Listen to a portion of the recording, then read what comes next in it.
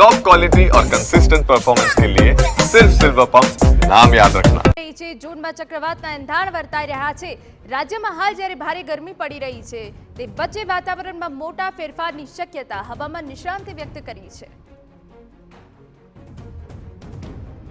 April માસની શરૂઆતથી લઈને અત્યાર સુધીમાં ગરમી પોતાનો કહેર મચાવી રહી છે, ત્યારે આ ગરમીથી રાહત લેવા માટે રાજ્યવાસીઓ છે તે વિવિધ રીતો છે તે અપનાવી રહ્યા છે। આપ સીધા દ્રશ્ય જોઈ રહ્યા છો અમદાવાદથી કે જ્યાં આગળ આજે સામાન્ય કરતાં તાપમાન તો ઓછું છે, પરંતુ જે પ્રકારે તાપ છે અને આ તાપમાં પોતાના કામથી બહાર નીકળેલા લોકો જે ગરમીથી રાહત મળે તે પ્રકારના ઉપાયો છે તે કરી રહ્યા છે। કેટલાક લોકો છે તેમની સાથે વાત કરીશું। કાકા, શું નામ છે તમારું? ગરમી કેવી છે અને રાહત લેવા માટે શું? સાહેબ, ગરમી તો બહુ વધારે છે।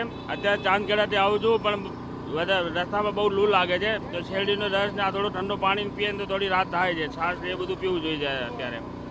અચ્છા, જે પ્રકારે ગરમી છે, લોકોને હીટ વેવ ના આવે, ગરમીથી બીમાર ના પડે, તેના માટે શું કહેશો? ઠંડા પીણા છે તે પીવા જોઈએ? સ્વાભાવિક રીતે જે લોકો છે તે અત્યારે ગરમીથી બચવા અનેક ઉપાયો તો કરી રહ્યા છે। હવામાન વિભાગનું પણ કહેવું છે આજથી રાજ્યવાસીઓને હવામાનમાં એટલે કે ગરમીમાં કેટલીક આંશિક રાહત છે તે તો મળશે, પરંતુ સ્વાભાવિક રીતે જે સીધો તાપ છે તેના કારણે લોકો અત્યારે ગરમીથી બચવા અનેક ઉપાયો છે તે કરી રહ્યા છે। કેમેરા પર્સન દીપક સેન સાથે રોનક વર્મા, TV9 અમદાવાદ।